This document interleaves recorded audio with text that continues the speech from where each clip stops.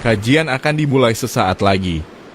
Poster nasihat bisa menjadi sarana dakwah bagi keluarga ataupun lingkungan sekitar kita.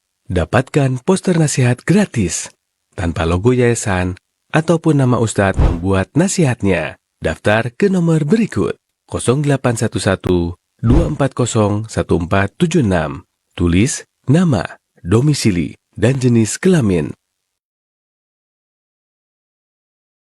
Mari bergabung di grup WhatsApp Info YTS. Dapatkan info kajian, poster nasihat, dan berbagai faedah lainnya. Daftarkan diri Anda dengan format nama, garis miring domisili, garis miring ikhwan atau akhwat. Kirim ke nomor 0811 225 1476. Hanya dengan Rp20.000 per bulan, Anda telah turut berpartisipasi dalam menyebarkan dakwah bersama Tarbiyah Sunnah. Barakallahu fikum.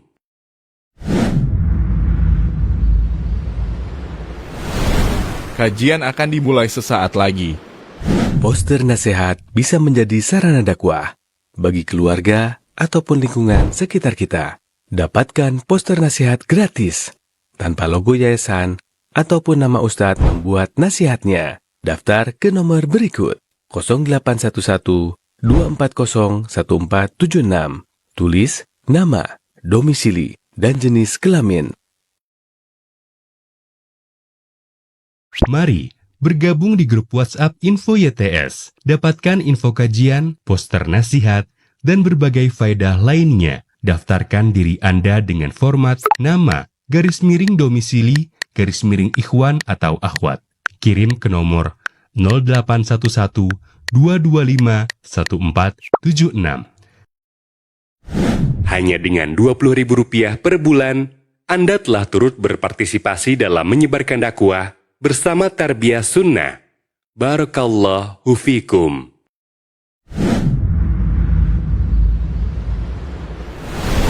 Kajian akan dimulai sesaat lagi. Poster nasihat bisa menjadi sarana dakwah bagi keluarga ataupun lingkungan sekitar kita. Dapatkan poster nasihat gratis tanpa logo yayasan ataupun nama ustadz membuat nasihatnya. Daftar ke nomor berikut 0811 240 1476. Tulis nama, domisili, dan jenis kelamin. Mari bergabung di grup WhatsApp Info YTS. Dapatkan info kajian, poster nasihat, dan berbagai faedah lainnya. Daftarkan diri Anda dengan format nama, garis miring domisili, garis miring ikhwan atau akhwat. Kirim ke nomor 0811 225 1476. Hanya dengan Rp20.000 per bulan, Anda telah turut berpartisipasi dalam menyebarkan dakwah bersama Tarbiyah Sunnah.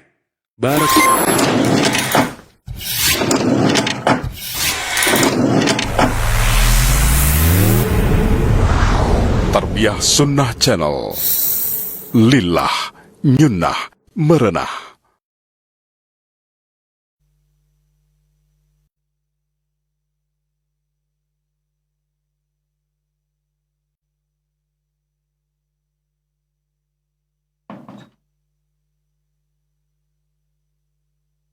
Bismillahirrahmanirrahim. Assalamualaikum warahmatullahi wabarakatuh. Innal hamdalillahi nahmaduhu wa nasta'inuhu wa nastaghfiruh wa na'udzu billahi min syururi anfusina wa min sayyiati a'malina. May yahdihillahu fala mudilla lahu wa may yudlil fala hadiyalah. وأشهد أن لا إله إلا الله وحده لا شريك له وأشهد أن محمدا عبده ورسوله لا نبي بعده. Amma ba'du, hadirin wal hadirat, Bapak Ibu yang kami hormati rahimani wa rahimakumullah. Mari kita melanjutkan kembali kajian rutin kita sekarang yang membahas kitab Ar-Rahiqul Makhtum karya Syekh Shafiyur Rahman Al-Mubarakfuri rahimahullah rahmatan wasi'ah, yang mana kitab ini membahas tentang perjalanan hidup Nabi Muhammad sallallahu alaihi wasallam. Dan pembahasan kita masih mengenai bagaimana tatkala Rasulullah sallallahu alaihi wasallam ketika masih kecilnya, yang kemudian nanti hikmah penting yang dapat kita ambil dari apa yang kita bahas ini adalah bahwasanya Nabi Muhammad sallallahu alaihi wasallam itu memang sudah Allah Subhanahu wa taala kondisikan dari kecilnya, bahkan tempatnya, lingkungannya, keluarganya, itu semua membentuk beliau dengan izin Allah untuk menjadi orang kuat nantinya. Karena sebagaimana yang kita tahu bahwa ujian kepada para nabi itu melebihi ujian yang Allah berikan kepada yang selain para nabi dan rasul, karena ujian itu tergantung pada kemampuan jiwa, karena ujian itu sesuai dengan kemampuan yang Allah berikan kepada setiap jiwa. Maka para nabi yang memiliki keimanan dalam jiwanya, keimanan yang sempurna, yang tinggi, yang besar, ujiannya pun besar. Oleh karena itu Rasulullah sallallahu alaihi wasallam bersabda, "Inna 'idhamal jaza ma'idhamil bala." Sesungguhnya besarnya balasan pahala dari Allah sesuai dengan ujian yang Allah berikan. Wa innallaha idza ahabba qauman ibtalahum. Dan sesungguhnya Allah Subhanahu wa taala apabila mencintai suatu kaum maka Allah akan mengujinya. Begitu. Nah, di pembahasan yang lalu kita sudah sampai kepada pembahasan tatkala Rasulullah sallallahu alaihi wasallam dilahirkan, ya. Dan dilahirkannya sebagaimana yang sudah kita bahas itu di tahun yang dikenal dengan Amul Fil, tahun gajah. Kenapa dikatakan tahun gajah dikenal seperti itu? Karena ketika itu bangsa Arab belum memiliki penetapan tahun. Tidak seperti orang-orang barat ketika itu atau orang-orang Nasrani yang mereka sudah memiliki tahun Masehi, yang kemudian sebagian kita pun masih menggunakannya. Apakah itu masalah? Tidak masalah. Karena itu hal duniawi. Sebagaimana lampu, kamera, pulpen, pabrik pencetak kitab ini, itu hal duniawi. Mau buatan orang kafir atau orang Islam boleh kita pakai. Yang penting kitabnya kitab yang betul, gitu. Yang penting lampunya digunakan untuk hal yang mengandung ibadah dan bermanfaat, begitu. Itu yang dimaksud dengan hal duniawi, alat saja. Tanggal pun demikian. Di zaman Nabi Shallallahu Alaihi Wasallam ketika dilahirkan orang Arab belum membutuhkan itu, makanya belum ada. Tapi kemudian tatkala ada seseorang dilahirkan misalkan, maka patokannya adalah kalau mau nginget-nginget umurnya, itu di tahun orang tersebut lahir, apa kira-kira momen yang menjadi pengingat. Maka ketika Rasul Shallallahu Alaihi Wasallam dilahirkan terjadi di tahun tatkala tahun tersebut ada serangan besar pasukan bergajah sebagaimana yang sudah kita kisahkan. Maka orang Arab mengatakan Nabi Muhammad dilahirkan di tahun gajah, artinya tahun tatkala pasukan bergajah datang menyerang Mekah yang akhirnya luluh lantah, dihancurkan oleh Allah Subhanahu wa taala dengan kejadian yang di luar nalar, di luar akal sehat, tidak akan terbayang itu terjadi. Yakni dengan dilemparnya pasukan bergajah itu oleh burung-burung, ya, dilempari oleh batu yang dibawa oleh burung-burung yang berbondong-bondong, bahasa Arabnya ababil. Nah, hikmahnya kenapa terjadi kejadian luar biasa tersebut di Mekah, kata penulis buku ini yang mengutip dari kitab sirah Mukhtasar Siratir Rasul, bahwasanya wa kanat taqdimatan qaddamaha Allah li nabiyhi wa baitihi. Kisah luar biasa penghancuran pasukan bergajah ketika mereka mau merobohkan Ka'bah di Mekah, itu merupakan muqaddimah, pendahuluan akan adanya sesuatu yang besar setelah itu. Begitu, pendahuluan, karena akan ada sesuatu yang besar. Apa itu? Kelahiran Nabi Muhammad sallallahu alaihi wasallam. Kelahiran Nabi Muhammad sallallahu alaihi wasallam. Karena Bapak Ibu rahimani wa rahimakumullah, dari kejadian penyerangan pasukan bergajah tersebut, dengan lahirnya Sayyidina Muhammad sallallahu alaihi wasallam yang masih bayi ketika itu, waktunya sekitar, kata sebagian ulama, 50 hari saja atau 55 hari. Belum 2 bulan dari kejadian tersebut, lahirlah Sayyidina Muhammad sallallahu alaihi wasallam, masih bayi. Ketika masih kecil, belum menjadi nabi, belum menjadi rasul. Begitu. Maka Bapak Ibu rahimani rahimakumullah, oleh karena itu sebagian ahli ilmu menerangkan bahwa sebenarnya kaum-kaum yang hendak merusak Ka'bah itu berkali-kali terjadi, dan Ka'bah pun berkali-kali rusak, bahkan pernah terbakar, bahkan pernah roboh. Tetapi tidak ada burung ababil, burung yang berbondong-bondong datang membela, menyelamatkan Ka'bah atas izin Allah, tidak ada.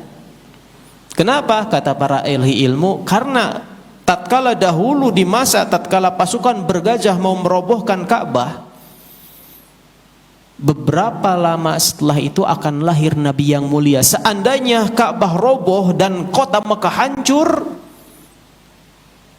maka tentu itu tidak sesuai dengan hikmah akan datangnya Nabi terakhir di kota Mekah. Mekahnya udah hancur, gitu. Makanya dengan sebab akan hadirnya Nabi terakhir, Nabi akhir zaman ini, Sayyidina Muhammad sallallahu alaihi wasallam, maka muncullah sesuatu yang luar biasa. Dan juga sudah kita sampaikan bahwa di antara hikmah yang disampaikan oleh penulis kitab ini, kenapa? Ya, kenapa terjadi sesuatu yang luar biasa di masa itu?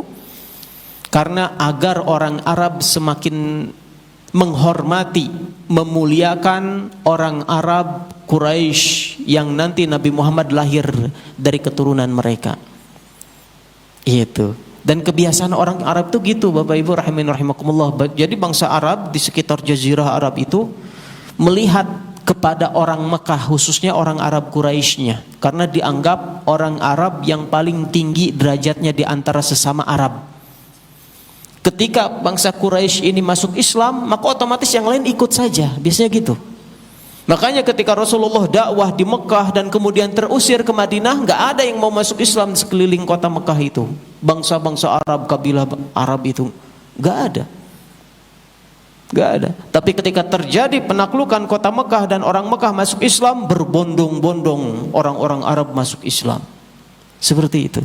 Kenapa? Karena memang memiliki tempat di hati bangsa Arab, kota Mekah dan juga bangsa Quraisy ini, kaum Quraisy.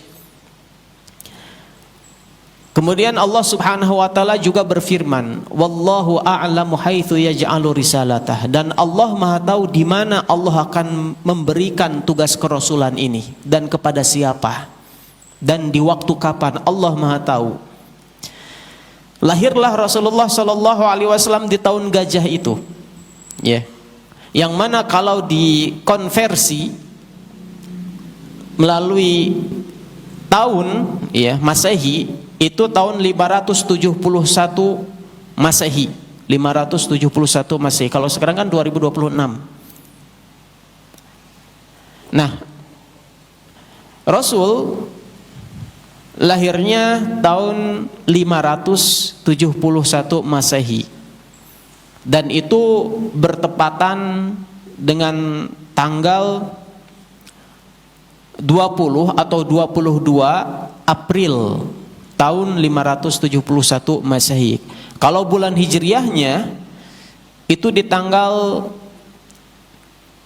9. Tanggal 9 bulan Rabiul Awal di tahun gajah, bertepatan dengan hari Senin. Ya, sebagian ahli sejarah berpendapat lain. Namun yang dirojihkan atau dikuatkan oleh penulis buku ini berdasarkan penjelasan para ahli falak bahwa bertepatan dengan 9 Rabiul Awal. Gitu. Yang masyhur di kita mah 12 Rabiul Awal. Tapi kemudian Bapak Ibu ada yang disepakati di kalangan para ulama ahli sejarah bahwa meninggalnya Nabi Muhammad itu tanggal 12 Rabiul Awal. Itu sepakat, gak ada perbedaan pendapat.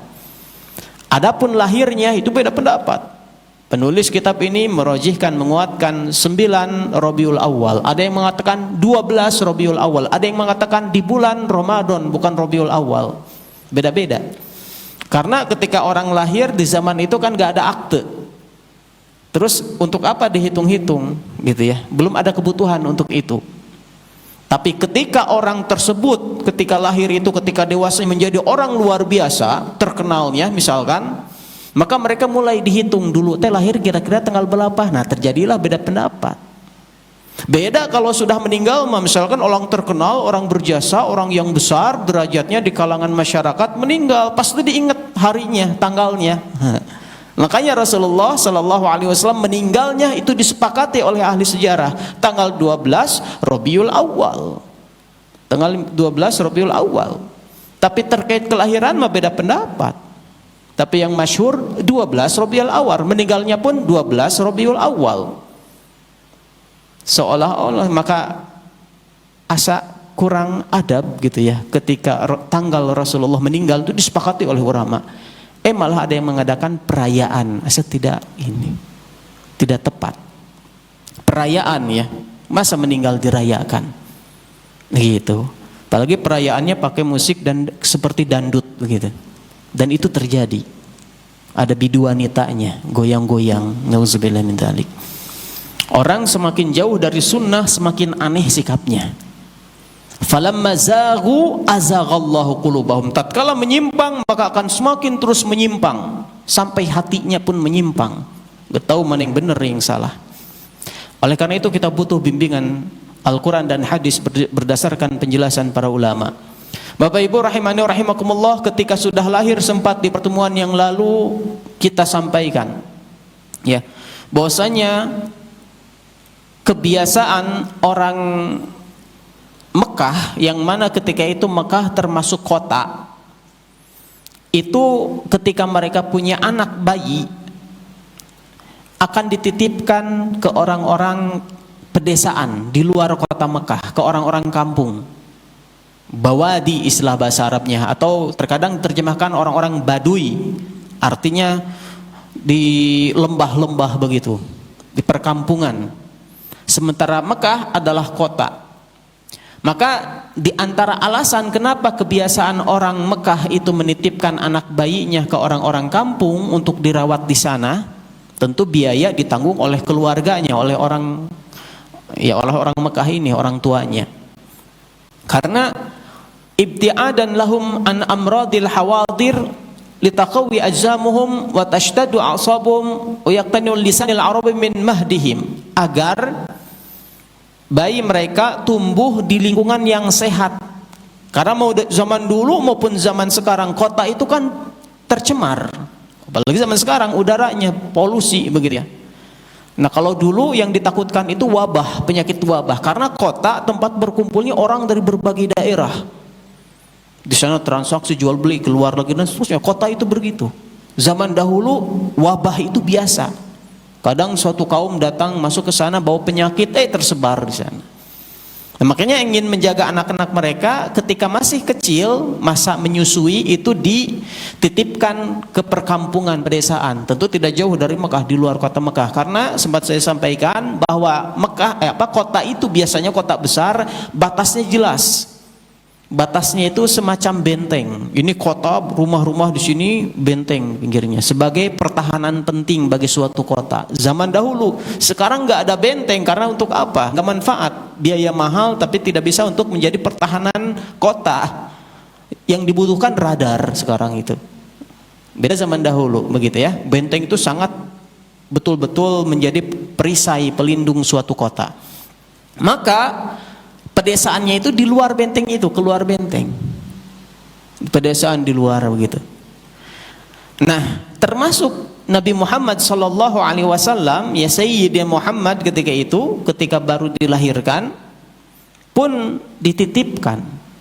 Namun ada kisah yang menarik yang sempat saya sampaikan secara cepat pada pertemuan yang lalu. Yakni bahwasanya karena memang keadaan kota Mekah itu seperti itu, pasti ketika ada bayi akan dititipkan ke orang kampung, maka menjadi profesi orang-orang pedesaan sekitar kota Mekah itu selalu mereka datang masuk ke kota untuk mencari bayi-bayi yang akan mereka rawat. Di antara mereka adalah ada yang bernama Halimah As-Sa'diyah. Halimah As-Sa'diyah. Ia bersama suaminya dan juga bersama kabilahnya, wanita-wanita lain dan juga suami-suami yang lain dari wanita yang lain itu. Jadi beberapa orang begitu dari perkampungan datang masuk ke kota Mekah untuk kemudian mencari barangkali ada bayi yang bisa nanti dirawat di kampung mereka, Bani Sa'ad, yang disebut dengan Bani Sa'ad di luar kota Mekah. Maka datanglah kabilah dari Bani Sa'ad ini masuk ke dalam kota. Mereka mencari dan mereka dapat perempuan-perempuan, ibu-ibu yang datang ke kota Mekah itu akhirnya mendapatkan bayi. Kecuali satu orang, yaitu seorang perempuan, seorang ibu-ibu yang bernama Halimah As-Sa'diyah. Halimah nggak dapat, tapi sempat menemukan ada satu orang bayi, ada satu bayi yang mana bayi ini tidak ada satupun dari perempuan-perempuan temannya sesama ibu-ibu yang mencari bayi yang mau mengurusi bayi ini. Kenapa? Alasannya bayi tersebut yatim, tidak punya ayah. Kan tujuan mereka mencari bayi untuk dirawat itu agar mendapatkan santunan dari orang tuanya, biaya dan gaji sebagai upah. Nah, ini anaknya yatim dari mana? Dan qadarullah Rasulullah Nabi Muhammad yang mana bayi tersebut adalah Sayyidina Muhammad sallallahu alaihi wasallam. Emang keluarganya tidak bercukupan. Udah mah ayahnya sudah meninggal duluan, yatim ya. Jadi meninggalnya itu adalah ketika disebutkan di sini Abdul Muttalib sebagai kakek dari Sayyidina Muhammad sallallahu alaihi wasallam, kan punya ayah Sayyidina Muhammad itu yaitu Abdullah. Abdullah itu punya ayah namanya Abdul Muttalib. Abdul Muttalib itu menugaskan anaknya Abdullah, yaitu bapaknya Nabi Muhammad sallallahu alaihi wasallam, untuk ke Madinah. Mekah Madinah itu 500 km jauhnya, untuk mencari kurma, karena kurma banyaknya di Madinah, untuk menjadi stok bahan makanan keluarga mereka di Mekah. Jalan jauh 500 km di sana, ke sana.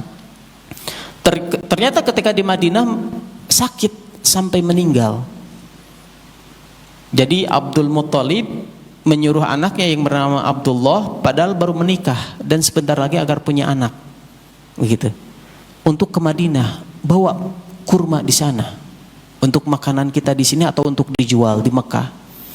Pas tiba di Madinah, tidak lama meninggal di sana. Tentu sedih.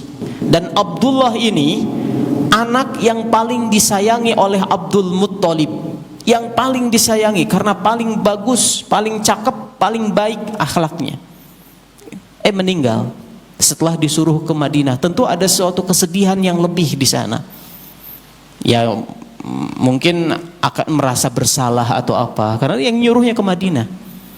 Maka apa yang terjadi, Bapak Ibu rahimani rahimakumullah, yatimlah Rasulullah pas lahir, berdasarkan pendapat jumhur ulama, pas dilahirkan itu dalam keadaan sudah meninggal ayahnya Rasul bernama Abdullah, sudah meninggal. Maka tentu tidak ada yang membiayai.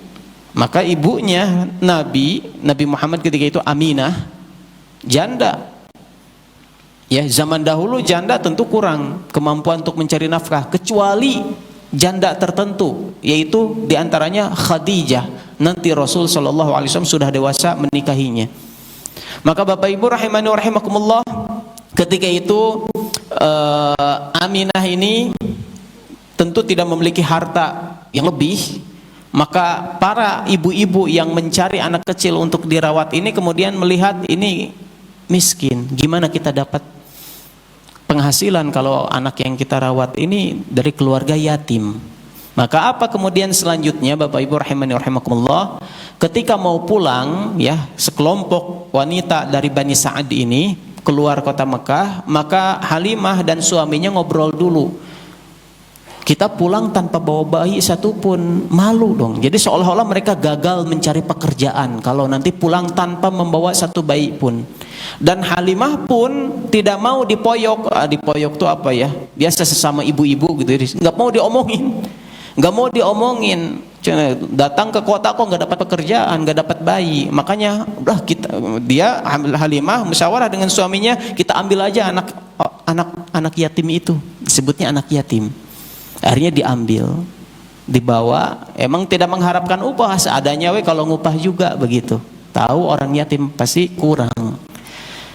Ternyata Bapak Ibu rahimani rahimakumullah, Halimah dan suaminya bersama para perempuan dan juga orang-orang lain ya, sekelompok dari Bani Sa'ad keluar ke kota Mekah.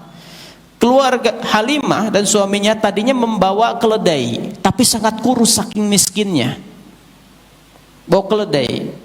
Kalau ditunggangin itu lambat, akhirnya nggak ditunggangin, ditarik aja. Nah pas pulangnya ketika membawa bayi Sayyidina Muhammad sallallahu alaihi wasallam, ini keledai menjadi keledai terbaik, menjadi sehat mendadak. Kemudian juga nanti ketika di rumah, hewan gembalaannya Halimah dan keluarganya pun menjadi hewan yang sehat. Dan tanaman-tanaman pun menjadi subur. Dan kemudian susu hewan, susu kambing gitu ya, susu keledainya itu jadi subur, semuanya kenyang. Bahkan di malam pertama membawa bayi berkah ini, Sayyidina Muhammad sallallahu alaihi wasallam, itu anaknya sampai bisa menyusui ke Halimah, karena Halimah punya bayi juga ternyata. Tadinya nggak bisa menyusui. Karena apa? Halimah asinya sedikit saking kelaparan dan miskin ketika itu. Di hari ketika membawa bayi berkah ini, apa yang terjadi? Bayinya Halimah pun bisa menyusui, bisa dapat ASI yang banyak dan tidur nyenyak, belum pernah tidur sesenyak itu sebelumnya anaknya Halimah ini. Tentu dengan disusui juga bayi yang berkah ini, Sayyidina Muhammad sallallahu alaihi wasallam disusuin juga oleh Halimah. Maka ini anak luar biasa. Karena begitulah seorang bayi yang mulia, bayi Sayyidina Muhammad sallallahu alaihi wasallam. Maka dibawalah ke kampungnya. Tentu ibunya memberikan, terkadang mengunjungi, kemudian memberikan bekal untuk anaknya, nanti balik lagi ke kota, seperti itu. Tapi tinggalnya di Bani Bakar, disebut kampungnya, disebut dengan perkampungan Bani Sa'ad, bukan Bani Bakar, afwan.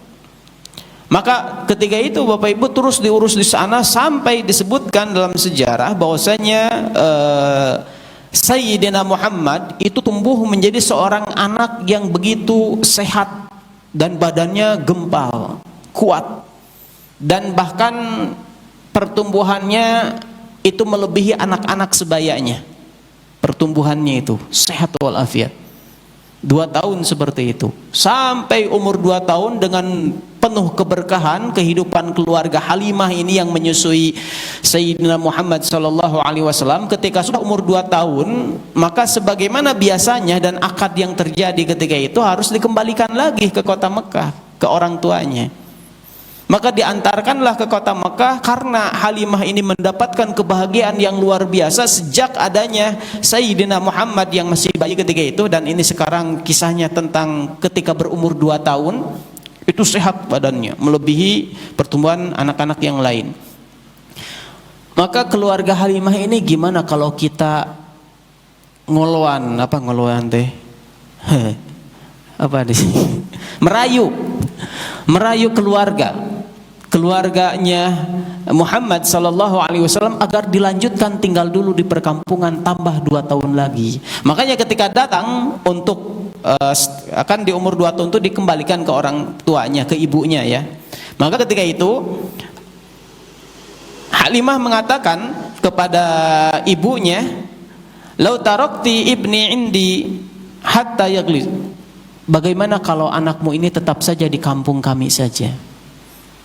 Karena saya khawatir kalau sekarang masih umur 2 tahun dikembalikan dan tinggal di kota Mekah, akhsha alaihi waba'u Makkah. Saya khawatir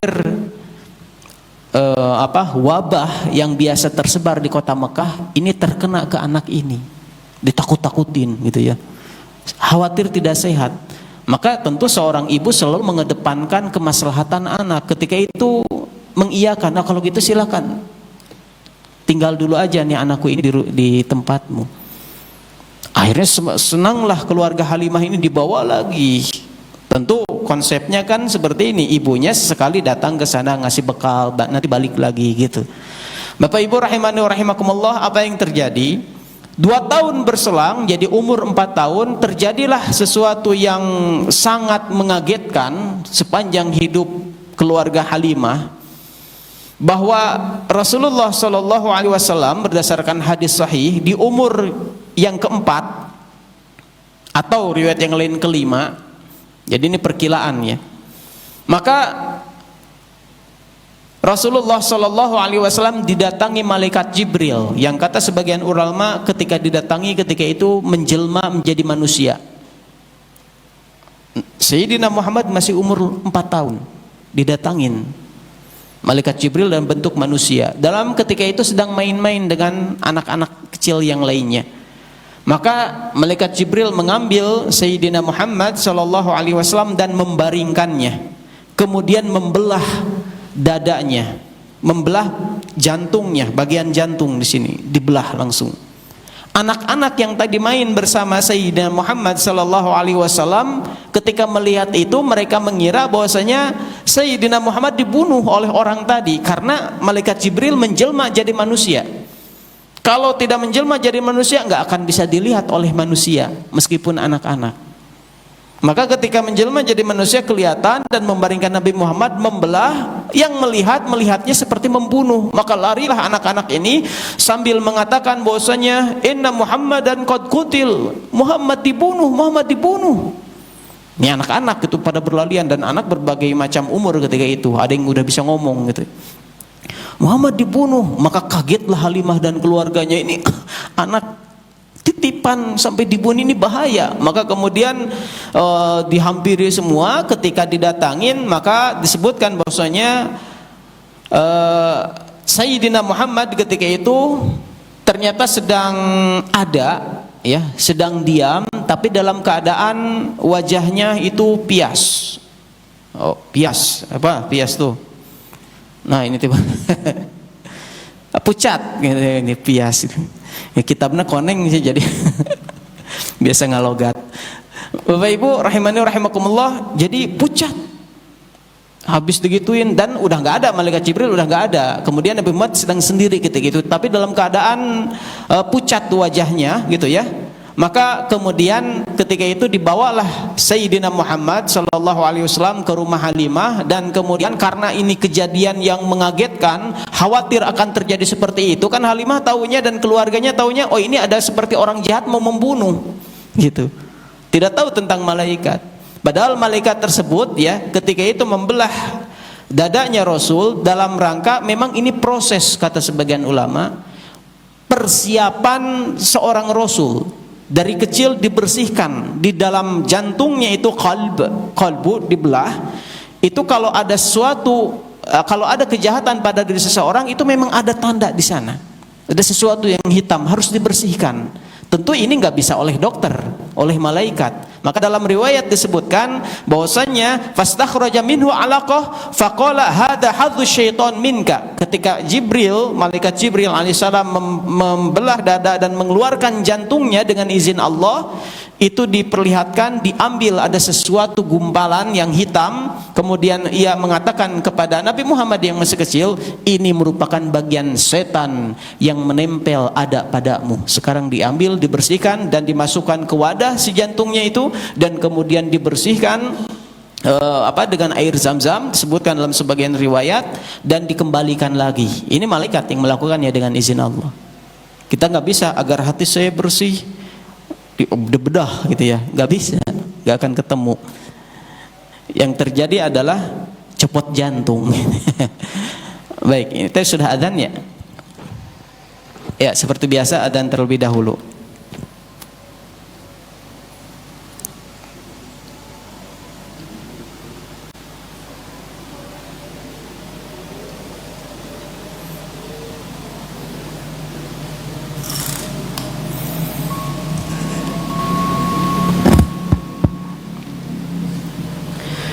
Allahu Akbar, Allahu Akbar, Allahu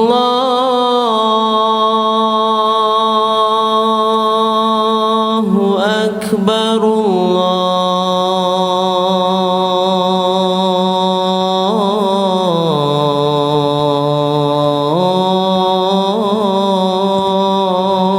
Allahu Akbar.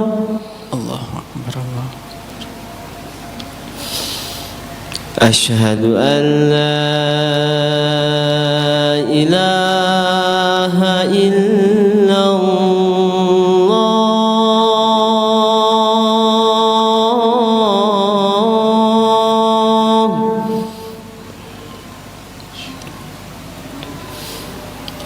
Asyhadu an la ilaha illallah.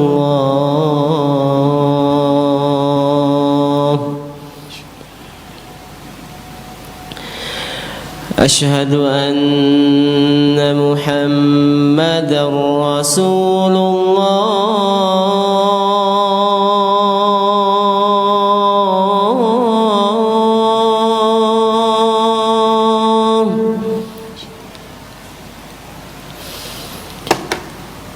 Asyhadu anna Muhammadar Rasulullah.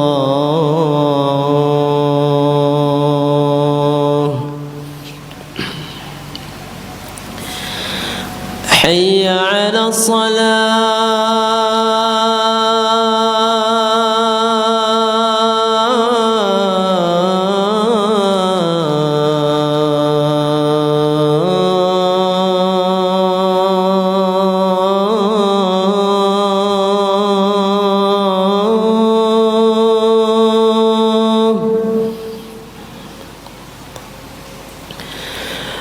Hayya 'ala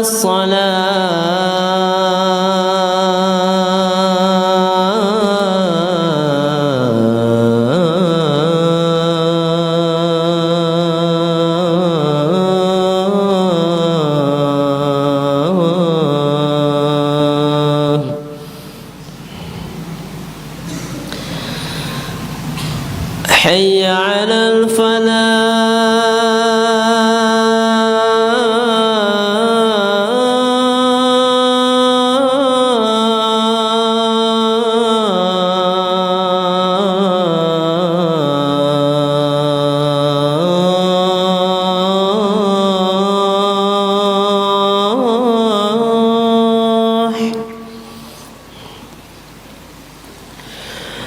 حي على الفلاح.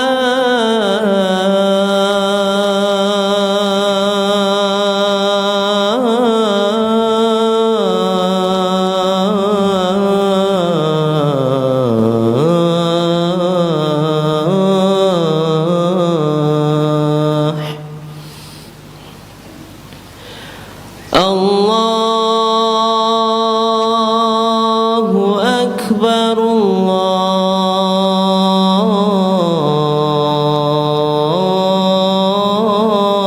الله أكبر، لا إله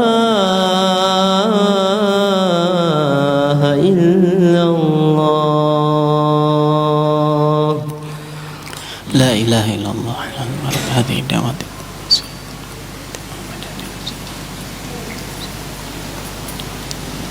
Alhamdulillah wassalatu wassalamu ala Rasulillah wa ala alihi wa ashabihi wa mawalah, amma ba'du. Bapak Ibu rahimani wa rahimakumullah. Maka kemudian Rasulullah sallallahu alaihi wasallam yang masih kecil ketika itu, berarti di umur 4 atau 5 tahun begitu ya, perkiraan. Karena dengan alasan ketika itu bangsa Arab belum mengenal patokan tahun, makanya diperkirakan. Maka Sayyidina Muhammad sallallahu alaihi wasallam yang masih kecil ketika itu, berumur 5 tahunan, itu dikembalikan ke pangkuan ibundanya, yaitu Aminah. Ya. Namun ternyata beliau ditakdirkan oleh Allah Subhanahu wa taala bersama ibunya hanya sampai 6 tahun. Kan sebelumnya di Bani Sa'ad bersama Halimah, kemudian dipulangkan, dibalikan ke Mekah, ke kota Mekah, itu umur 5 tahun atau 4 tahun. Tapi bersama ibunya hanya sampai 6 tahun. Karena ketika umur Rasul ketika itu 6 tahun, ibunya pun meninggal. Aminah ini meninggal. Meninggalnya di luar kota Mekah, bukan di dalam kota Mekah. Ini ada kisah yang begitu mengharukan. Ketika Aminah bersama Sayyidina Muhammad sallallahu alaihi wasallam, ketika itu ia ingin mengunjungi kuburan suaminya, yaitu Abdullah yang ada di Madinah. Maka pergilah Aminah ditemani oleh Abdul Muttalib, mertuanya, kakeknya Sayyidina Muhammad, ditemanin ke Madinah. Jarak 500 km, perempuan gak bisa sendiri, ditemenin oleh Abdul Muttalib, kakek-kakek. Dan ini kakeknya Sayyidina Muhammad sallallahu alaihi wasallam, ditemani. Ketika ke Madinah 500 km dan kemudian mengunjungi kuburan Abdullah suaminya Aminah, sudah beberapa lama waktunya pulang. Di awal perjalanan pulang dari Madinah mau ke Mekah, Aminah jatuh sakit, sama seperti sakitnya Abdullah suaminya 6 tahun yang lalu, dan meninggal di selama perjalanan, ya, meninggal di perjalanan di suatu kota yang bernama Abha, daerah bernama Abha, itu antara Madinah dan Mekah, di tengah perjalanan. Abdul Muttalib yang menemani ketika itu semakin sedih melihat cucunya Sayyidina Muhammad sallallahu alaihi wasallam. Karena dahulu ketika bapaknya, yaitu Abdullah, bapaknya Sayyidina Muhammad meninggal, itu ketika disuruh untuk ke Madinah oleh Abdul Muttalib, sakit di Madinah dan meninggal di Madinah. Sekarang pun ketika kemudian Aminah, ya, mantunya Abdul Muttalib, ibunya Sayyidina Muhammad ini ke Madinah, ini sengaja ditemenin oleh Abdul Muttalib. Ternyata kejadian terulang. Orang tuanya, cucunya tersayang ini meninggal juga, yaitu Aminah, dan dimakamkan. Rasul melihat pemakamannya. Baru 6 tahun, sekitar baru setahun bersama ibunya bareng-barengan satu rumah, Allah uji. Ketika seorang anak kecil umur 2 tahun, setahun, 2 tahun, orang tuanya meninggal, itu gak akan kerasa karena masih kecil. Tapi kalau umur 6 tahun itu terbayang jelas. Ketika orang tua meninggal, maka inilah ujian seorang calon pemimpin dunia akhirat. Ujian, dari kecil udah ditinggal orang-orang yang disayangi, begitu. Maka Abdul Muttalib yang melihat ketika itu, seorang kakek yang menyayangi cucunya, ya seringkali ada peribahasaan gitu ya, seorang kakek biasanya jauh lebih sayang kepada cucunya daripada bapaknya, gitu. Maka di sini disebutkan wa kanat masyairul hannu fi fuadihi tarbu nahwa hafidi. Terus semakin sayang tercurah kepada cucunya. Yang mana cucunya ini, kata penulis kitab ini, ditimpa musibah yang mana musibah tersebut seolah-olah membuka kembali kesedihan lama yang ada pada diri Abdul Muttalib, yaitu ditinggal anak tersayangnya Abdullah, sekarang melihat cucunya akan jadi yatim. Nah, kemudian ternyata ibunya cucunya ini meninggal juga. Oleh karena itu, Bapak Ibu yang kami hormati, Abdul Muttalib itu begitu sangat menyayangi Sayyidina Muhammad meskipun bukan anak kandungnya, ini cucunya. Makanya yu'athiruhu ala auladihi.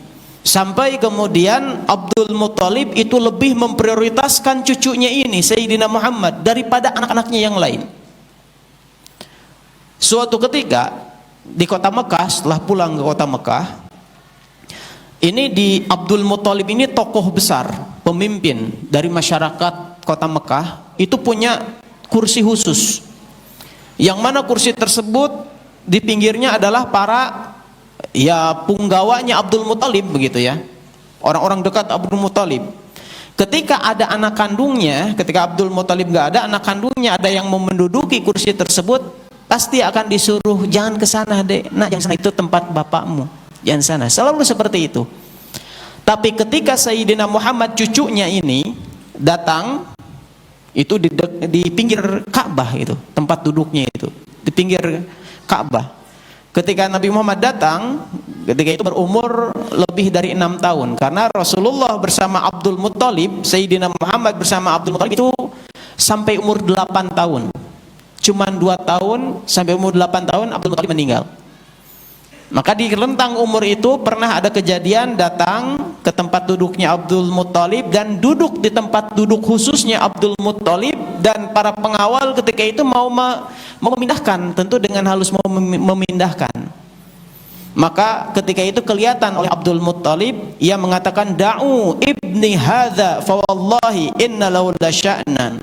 Biarkan cucuku ini, jangan kau larang, karena cucuku ini akan memiliki perkara besar nantinya. Firasat Abdul Muttalib seorang kakek. Ini cucuku ini jadi orang gede nanti, orang besar kedudukannya, gitu ya. Maka Sayyidina Muhammad kecil ketika itu pun duduk di tempat duduknya Abdul Muttalib, dan bergeserlah Abdul Muttalib kemudian mengusap punggungnya cucunya ini, diusap. Anak-anaknya gak ada yang bisa duduk di tempat itu, anak-anak kandungnya Abdul Muttalib, begitu. Dan begitulah Abdul Muttalib, seorang kakek yang melihat begitu sangat menyayangi cucunya, karena tahu dan melihat sendiri cucunya ini masih kecil tapi ujiannya begitu sangat besar. Ditinggal oleh orang tuanya, dikuburkan sendiri, tentu bersedih ketika itu. Baru setahun 2 tahun bersama ibunya, satu atap, satu rumah. Namanya anak sama ibunya tentu sangat akrab. Anak umur 6 tahun, 5 tahun itu lagi kencang-kencangnya sama ibunya, gitu. Kalau anak umur 1 sampai 2 tahun ditinggal ibunya, gitu ya, nangis tapi nggak akan ingat, nggak sesedih kalau umur 6 tahun. Ini ujian. Dan biasanya oleh karena itu anak yatim biasanya ini ya agak nakal gitu. Kenapa? Nggak ada sentuhan kasih sayang orang tua. Bapak Ibu kalau belajar ilmu parenting tentang orang tua, gitu ya, adab-adab orang tua, ada dalam Islam juga tarbiyatul aulad. Itu penting seorang ayah, ibu dan ayah untuk betul-betul menyayangi anaknya, bahkan mencium anaknya. Itu penting, mencium anaknya. Karena apa? Nanti anaknya merasakan kasih sayang. Ketika itu tidak ada, maka anak ini akan mencari cara yang lain. Dia akan liar, mencari kasih sayang, mencari, istilahnya itu caper, cari perhatian. Ada anak-anak cari perhatian, dan itu emang wajar anak-anak. Tapi ketika tidak punya orang tua, cari perhatiannya bisa melakukan hal-hal yang memang kita anggap sebagai nakal. Makanya butuh sosok orang tua atau orang yang menyayanginya, dan tidak ada menyayangi seseorang melebihi kasih sayang orang tua. Secara normal seperti itu normalnya. Orang tua pasti yang paling sayang kepada anaknya daripada yang lain. Ketika sang anak tidak merasakan kasih sayang orang tua, tumbuhnya itu jadi kurang stabil, istilahnya itu jiwanya. susah untuk jadi pemimpin. Tetapi Nabi Muhammad SAW ketika tidak punya orang tua, tapi beliau punya orang-orang yang menyayangi dia melebihi kasih sayang kepada anaknya sendiri. Maka hadirlah sesosok ayah, yaitu Abdul Muthalib, meskipun dia yatim piatu. Begitu. Dan ketika itu Bapak Ibu, ketika meninggal Abdul Muthalib itu masih tergolong memiliki harta berkecukupan. Beda kemudian ketika Abdul Muthalib ini mati, meninggal. Ya. Dan ketika meninggal, sebelum meninggal ada suatu riwayat yang bagus ya, bahwa ketika itu, ketika bersama dengan cucunya ini Sayyidina Muhammad, didatangin seorang ahli urat dari kabilah Bani Mudlij, istilahnya itu. Orang-orang kabilah Bani Mudlij itu ahli urat kaki. Dia bisa ahli urat kaki, dan dari melihat urat tersebut dia bisa melihat ini turunan mana nih keluhur. Ada ahli seperti itu. Kalau zaman sekarang mungkin ahli DNA atau apa, tapi dulu melalui urat. Maka orang ini, para ahli ini mengatakan kepada Abdul Muthalib, jaga anak ini wahai Abdul Muthalib. Karena biasa utusan dari luar daerah datang ke pemimpinnya dulu. Di Makkah pemimpinnya ada Abdul Muthalib. Abdul Muthalib, saya lihat anak ini, kata mereka dari kaum Bani Mudlij, saya lihat anak ini tidak ada yang paling mirip dengan bekas kakinya Nabi Ibrahim. Kan bekas kaki Nabi Ibrahim ada, sampai sekarang ada yang ditutup itu di pinggir Ka'bah. Tidak ada seorang pun kaki yang lebih mirip dengan kakinya Ibrahim selain anak ini. Ini tanda suatu ketika anak ini menjadi orang hebat besar suatu ketika. Jaga wahai Abdul Muthalib anakmu ini, maksudnya cucumu. Sampai seperti itu. Maka akhirnya menjelang meninggalnya Abdul Muthalib bilang, mewasiatkan kepada Abu Thalib yang kemudian nanti mengurusi Nabi Muhammad sepeninggal Abdul Muthalib, bosnya tolong jaga cucuku ini, jaga. Dan benar dijaga. Maka kemudian Abu Thalib pun menjaga Sayyidina Muhammad yang masih kecil sallallahu alaihi wasallam ini dengan kecintaan yang penuh, bahkan melebihi cintanya kepada anak-anak kandungnya. Sama Abdul Muthalib demikian. Abu Thalib pun ketika ngurus Sayyidina Muhammad itu begitu sangat totalitas. Sangat totalitas, luar biasa. Maka Abu Thalib ini beda nasibnya dengan Abdul Muthalib. Abu Thalib itu siapanya Abdul Muthalib? Abu Thalib itu anaknya Abdul Muthalib, alias pamannya Sayyidina Muhammad sallallahu alaihi wasallam. Nah, Abu Thalib ini kata Allah miskin. Oleh karena itu ketika meskipun Nabi Muhammad masih kecil ketika itu rajin membantu Abu Thalib mencari nafkah.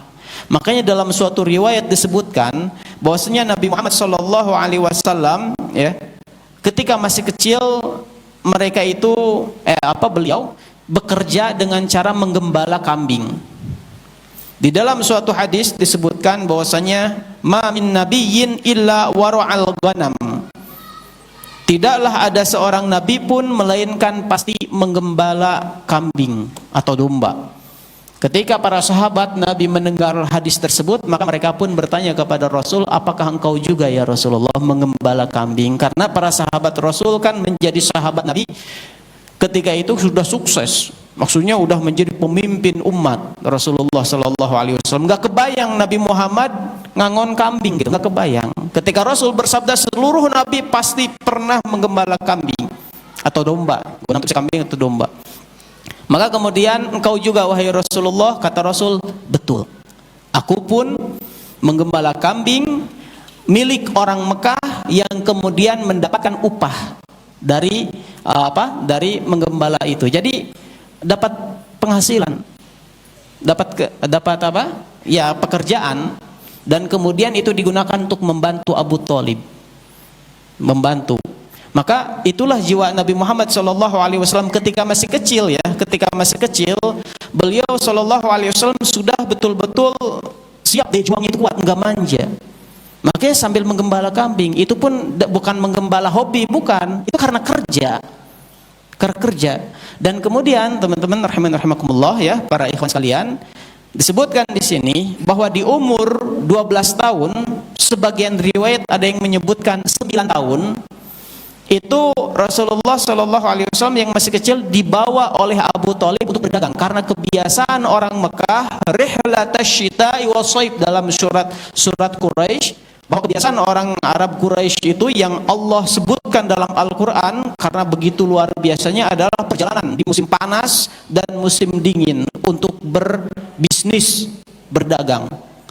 Rihlatash syita'i was-shaib, syita musim dingin itu biasanya perjalanan dari kota Mekah ke Yaman, karena kalau musim dingin ke Syam itu bersalju, kesulitan orang Mekah berdagang dalam keadaan bersalju.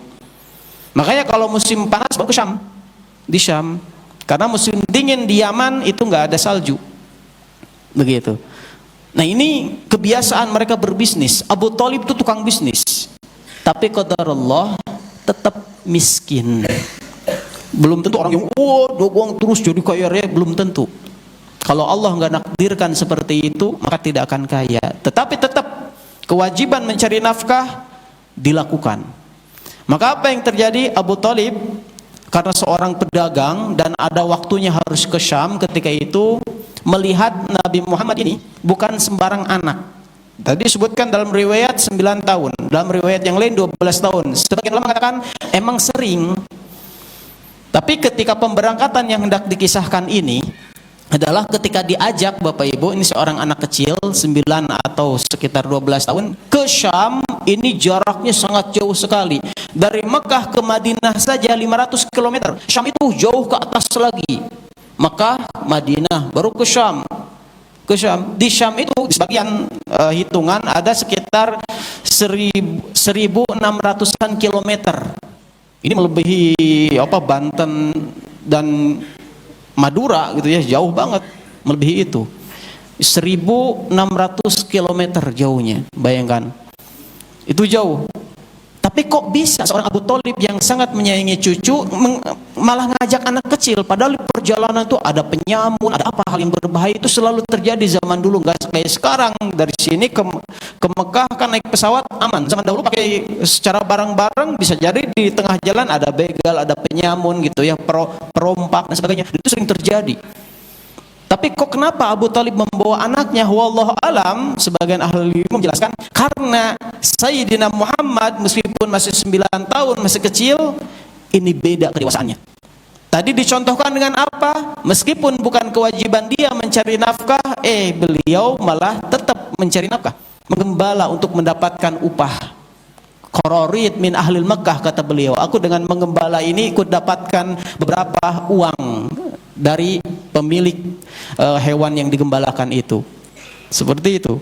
Nah, ketika melihat anaknya kuat, ya, bapak ibu antum, ya, orang tua antum, wahai santri, itu nggak mungkin mengirimkan antum ke pesantren kalau masih umur antum masih 5 tahun, 6 tahun, nggak mungkin. Tahu ini masih kecil. Atau mungkin umur 8 tahun masih lehewan gitu ya, masih kecil, umur 9 tahun dipesantrenkan. Bagi seorang ayah yang sangat sayang anaknya nggak mungkin tega. Jangankan 8 tahun atau baru 10 tahun masih umbelan gini gitu ya. Seumur antum yang santri baru gitu, entah lulus SD dipesantrenkan, itu bapak ibu antum nangis kemarin waktu meninggalkan antum tuh. Biasanya nangis. Nah, kalau antum ya jelas nangis waktu di WC itu geningannya, atau di WC atau pas lampu dimatiin itu kan nangis kan ya, ngaku. Karena Ustadz juga mantan santri. Atau mungkin sekarang juga masih santri abadi ya di pesantren kan nih. Bapak Ibu, jadi gitu. Jadi nggak akan ngajak ke tempat yang jauh kecuali tahu kalau anaknya ini apalagi di jalan sangat bahaya. Tapi kemudian Abu Thalib tetap membawa cucunya yang biasa, bukan cucunya, ponakannya ya. Ini dibawa karena apa? Karena tahu ini anak kuat, ini bisa dibawa bisnis dan bisa bisnis dari kecil. Dibawa ke ternyata qadarullah di daerah yang dekat dengan negeri Syam, udah ratusan kilometer, daerah bernama Busra, bertemu dengan seorang pendeta yang melihat ada keanehan dan keajaiban dari kafilah perjalanan dari Mekah ini. Ya, Busra itu dekat dengan Syam, di sana udah mayoritas Kristen. Kristen, karena Syam itu mayoritas Kristen ketika itu, dikuasai Romawi Kristen. Maka apa yang terjadi ketika kabilahnya Abu Thalib bersama beberapa orang kan rombongan datang, itu mereka melihat semacam seperti dalam sebagian riwayat disebutkan bahwa awan menyertai, dari jauh kalau padang pasir itu kelihatan awan tuh kok menyertai gerombongan itu. Kemudian disebutkan di sini bahwasanya para pendeta di Busra ini melihat bahwasanya ketika kafilah ini lewat, itu kelihatan pepohonan. Kalau dari kejauhan kan kelihatan pohon itu tingginya segimana, kalau lagi dekat kan pohon gini aja, tapi kalau dari jauh lihat kelihatan goyang-goyangnya pohon gitu ya. Terlihat pohon itu seolah-olah merunduk menghormati sampai mau sujud kepada Nabi Muhammad. Kelihatan dari jauh ini ada sesuatu. Kemudian juga mereka sudah tahu sebenarnya para rahib itu, diantaranya seorang pendeta yang bernama Jirjis dari Buhairo, ini bernama Jirjis, riwayat yang dibawakan oleh kitab ini. Jirjis melihat ini tanda-tanda yang tidak asing. Ternyata tanda tersebut adalah tanda adanya Nabi. Kemudian bersegeralah Jirjis ini keluar dari tempat ibadahnya, ya, gerejanya ketika itu, untuk mengajak para kafilah dagang tersebut beristirahat dulu, nanti dikasih makan gratis. Sengaja seperti itu, ngeluarin biaya untuk melihat apakah ada orang yang ditengarai, kira-kira ada orang yang ciri-ciri kenabian. Karena orang-orang Nasrani ketika itu menunggu-nunggu Nabi terakhir, menunggu-nunggu Nabi terakhir. Karena jelas disebutkan dalam Al-Quran, di dalam kitab-kitab mereka, kata Al-Quran, ya'rifunahu kama ya'rifuna abna'ahum, bahwasanya mereka ahlul kitab mengetahui Nabi Muhammad SAW sebagaimana mereka mengenal anak-anak mereka sendiri. Bayangkan, antum punya anak pasti kenal anak antum.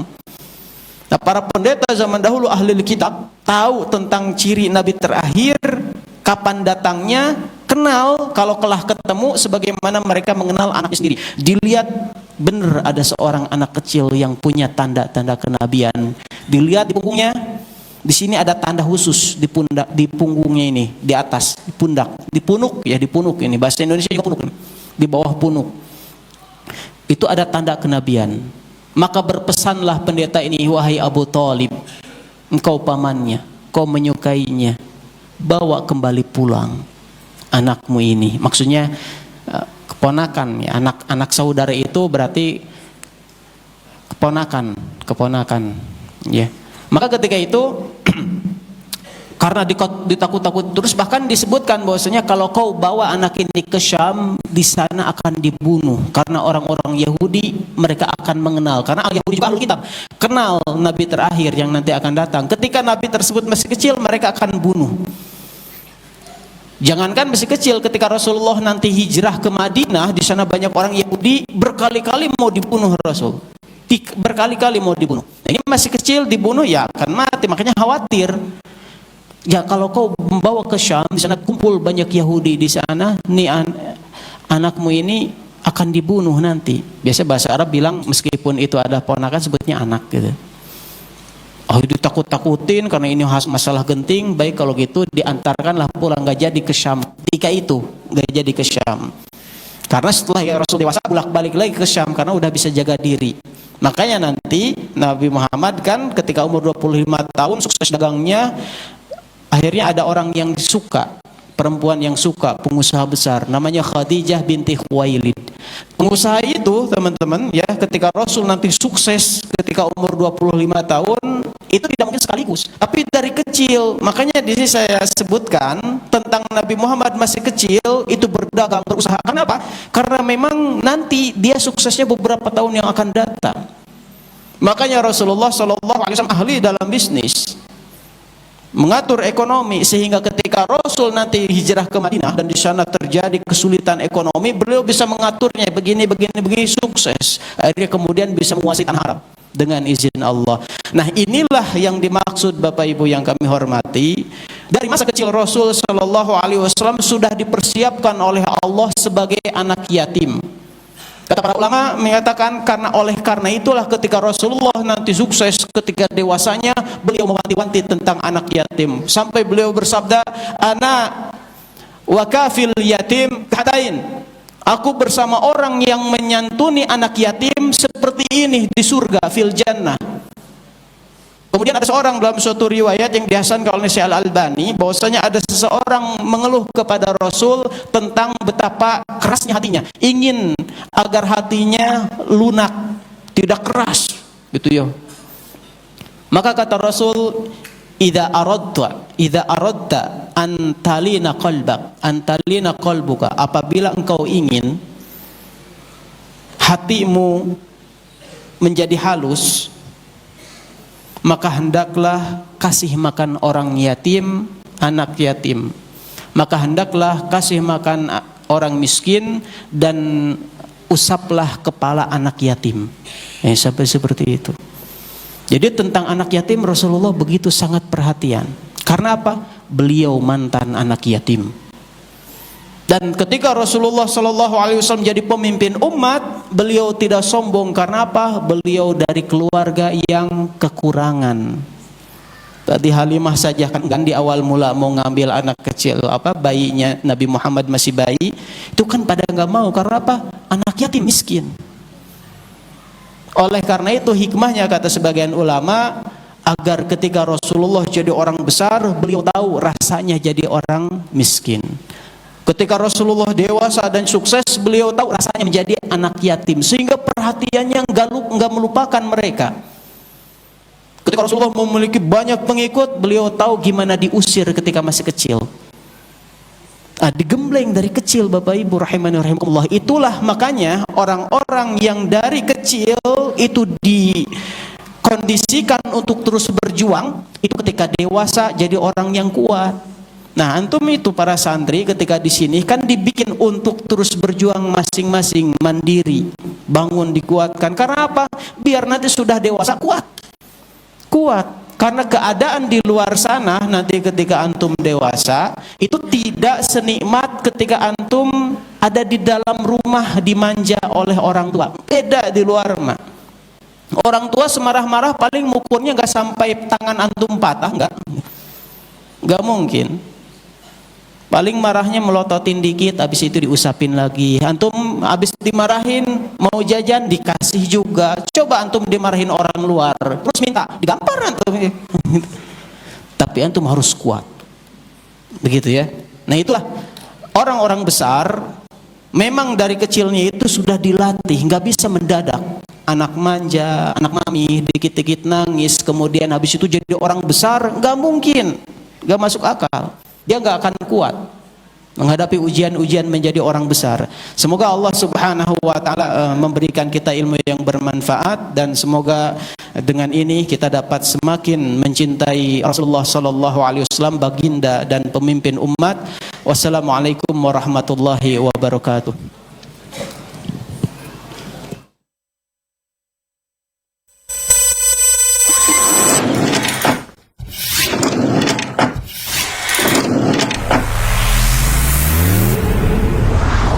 Tarbiyah Sunnah Channel. Lillah Nyunnah Merenah.